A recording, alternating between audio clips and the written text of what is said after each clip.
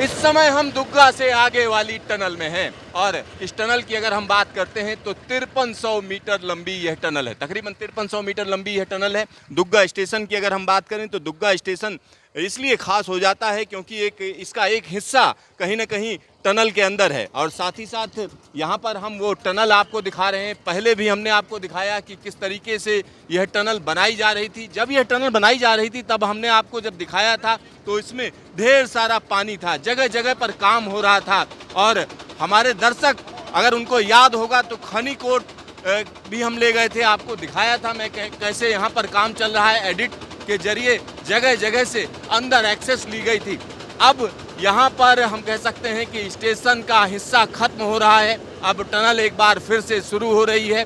तो टनल आप देखिए किस तरीके की ये टनल है और यह टनल कई मायनों में बड़ी खतरनाक टनल कही जाती थी जब ये बनाई गई थी और आज की तारीख में अगर आप देखेंगे तो किस तरह का काम हुआ है वो साफ साफ नज़र आ रहा है।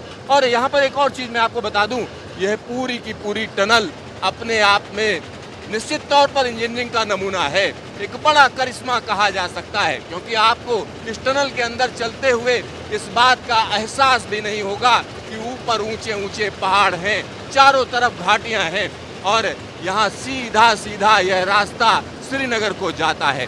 तो श्रीनगर को कन्याकुमारी से जोड़ने का जो काम है वह काम जबरदस्त तरीके से अंतिम चरण में है और 46 किलोमीटर का सेक्शन जल्द ही ओपन किया जाएगा। संगलदान से लेकर रियासी के बीच का यह सेक्शन हम आपको दिखा रहे हैं। दुग्गा से सावलकोट के बीच का यह ट्रैक हम आपको दिखा रहे हैं। यहाँ जब हम पहले आपको लाए थे तो आप समझ ही नहीं सकते थे कि इस तरीके का यह इलाका बन जाएगा या इस तरीके का यह ट्रैक बन जाएगा। टनल की अगर हम बात करें तो टनल कई मायनों में अलग अलग इसमें सेफ्टी प्रिकॉशंस लिए जाते हैं। इस टनल के अंदर जगह जगह अर्थिंग दी गई है, साथ ही साथ इसमें सीसीटीवी लगे हुए हैं, इसके अलावा अनाउंसमेंट की भी व्यवस्था है।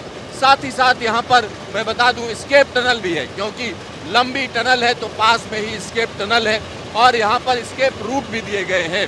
यानी जगह जगह की अगर हम बात करेंगे तो कोई भी दिक्कत ना हो, इसलिए कहीं ना कहीं इसमें सेफ्टी का खास ध्यान रखा गया है। जगह जगह पर SOS फोन दिए गए हैं, मतलब कोई परेशानी आए, दिक्कत आए तो तुरंत इन्फॉर्मेशन संबंधित अधिकारियों के पास पहुंचे और तुरंत मदद पहुंचाई जा सके क्योंकि लंबी टनल है और इस टनल के अंदर कोई अगर दुर्घटना होती है तो यहाँ पर बहुत ज़्यादा अलर्ट रहने की ज़रूरत है। तो यहाँ जगह जगह आपको मैं दिखा रहा हूँ कि किस तरीके से इस टनल को बनाया गया है और इसमें साइनेज हैं, जगह जगह हम कह सकते हैं कि लाइटेड साइनेज है और इन साइनेज के जरिए कोई भी व्यक्ति आसपास पहुंच सकता है।